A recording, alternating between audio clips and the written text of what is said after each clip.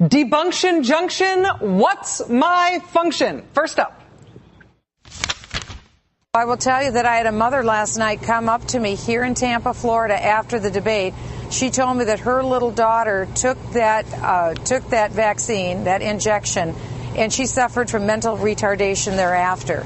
It can have very dangerous side effects. The mother was crying when she came up to me last night. I didn't know who she was before the debate. This is the very real concern, and people have to draw their own conclusions. That was Republican Congresswoman Michelle Bachmann on NBC's Today Show this morning, following up on her criticism of Texas Governor Rick Perry in last night's Republican Tea Party debate for having supported vaccination of Texas schoolgirls against a virus that causes cervical cancer. Ms. Bachmann arguing, in essence, to millions of viewers on the Today Show that vaccine causes mental retardation. Is that claim true or is that false? False. Despite Michelle Bachmann's clear implications, there is no accepted medical evidence suggesting that the vaccine she is describing causes mental retardation. In fact, the American Academy of Pediatrics put out this statement today.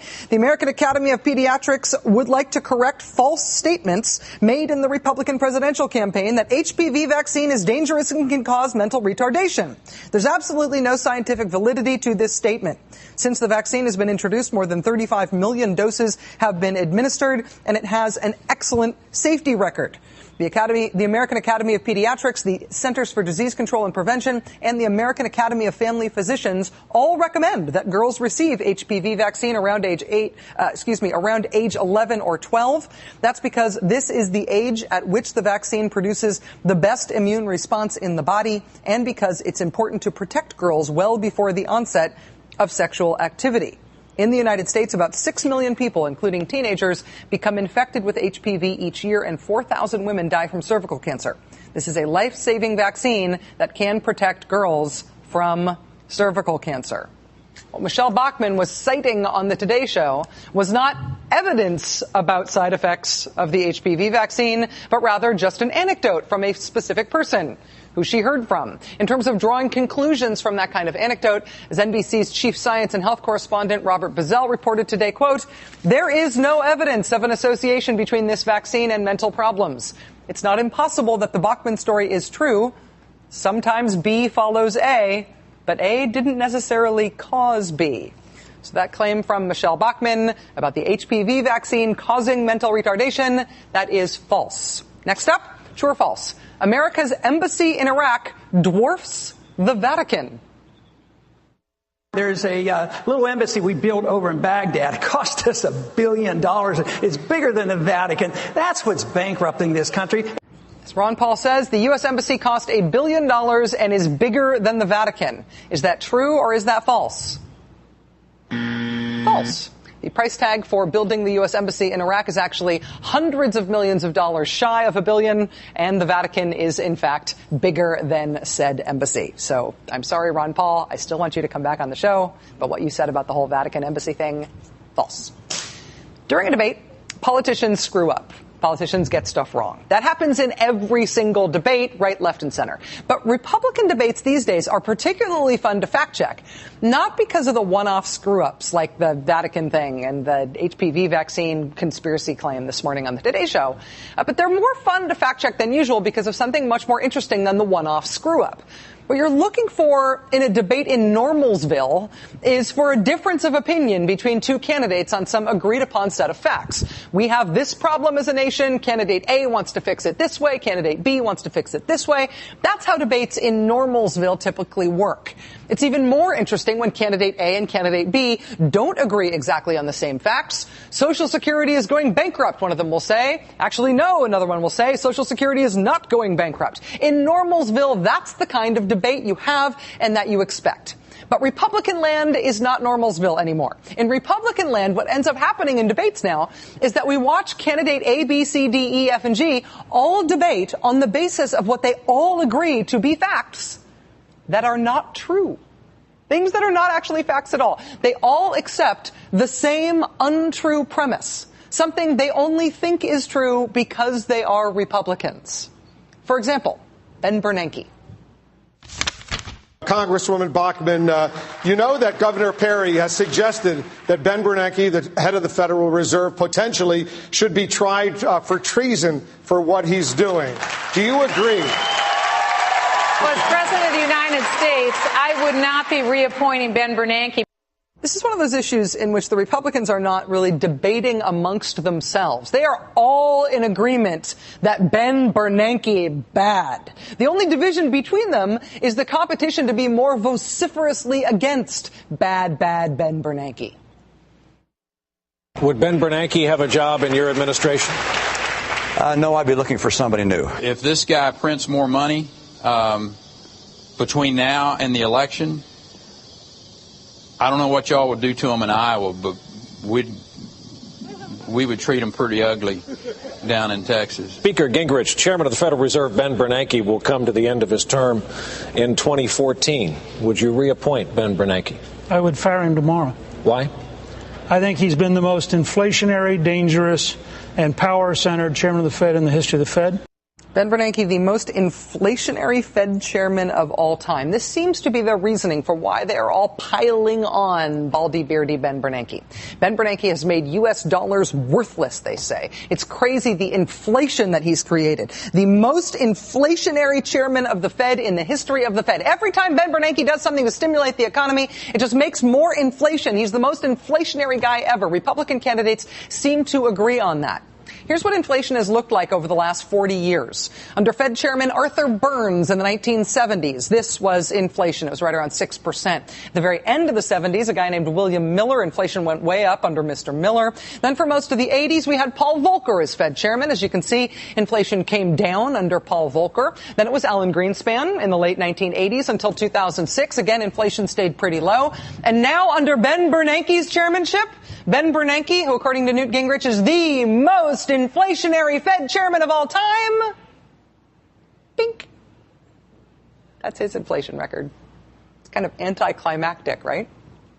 But again, in Normalsville, if you were assessing the inflationary prowess of the guy furthest to the right in red on this graph, he doesn't really look all that inflationary.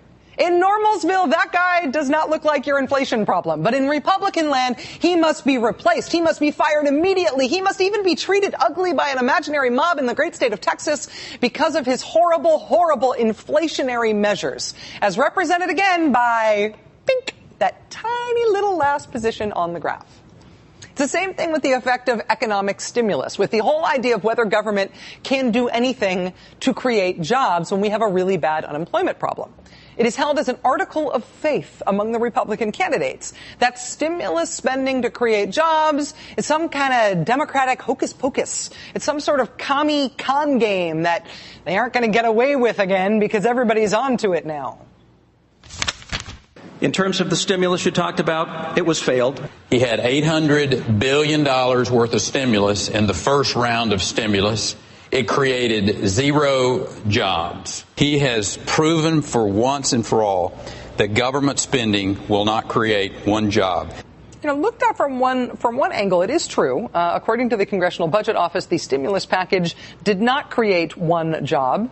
Rather, it, quote, increased the number of people employed by between 1 million and 2.9 million people. So Rick Perry's right. It did not create 1 job. It created many millions more than that.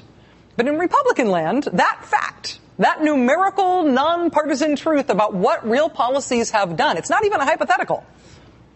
That fact does not survive the journey to Republican land. It burns up in the atmosphere on the way there. It's not even upon re-entry. It's just upon entry. The fact does not make it. At these debates, and this was the second of what's going to be 5 debates in a row now, we are seeing the way that Republicans try to win arguments with one another inside Republican land, where there is this alternate set of false facts from which they are all operating, particularly about the economy. And that is, I have to admit, that is very entertaining. And you do need to understand all of that in order to understand who the Republican Party is going to pick to be their presidential nominee this year. But in the broader context, the election's 14 months away. How do you get things done in the meantime in terms of governing? Given what the Republican presidential candidates contest is showing us about Republican land, about how Republicans talk to each other and fight with each other, how can there be any treaty of cooperation between Normalsville and Republican land to move forward on anything. I mean, in economic terms, what the Republicans are very upset about right now, they say, is inflation. But the reality is that interest rates are right now, let me round to the nearest number, roughly, nothing. And this is what inflation looks like right now compared to our very recent history of previous Fed chairmen. The idea of Republicans helping to pass a bill to create jobs in this country right now is a little bit like trying to plan the particulars of your round-the-world trip with somebody who believes the world is flat. But that is what President Obama is up against right now as he tries to push Congress to pass his jobs plan. And you can hear it in his speeches that he's not only making the case for taking an around-the-world trip, he is also having to make the case at the same time that the world is round, because apparently we are not all on board with that. Ohio, if you pass this bill, then right here in this state, tens of thousands of construction workers will have a job again. This is one of the most common sense ideas out there. All over the country, there are roads and bridges and schools just like Fort Hays in need of repair. There is work to be done. There are workers ready to do it. So let's tell Congress, pass this bill right away.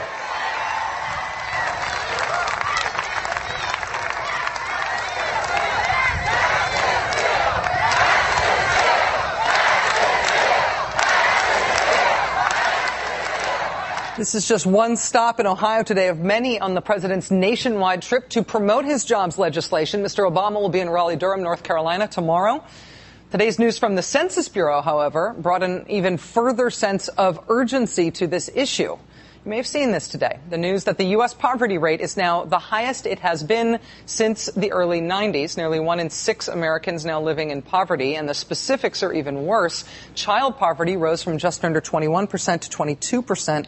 Poverty among Hispanic Americans went from more than 25% to more than 26%. Poverty among African Americans went from just under 26% to over 27%.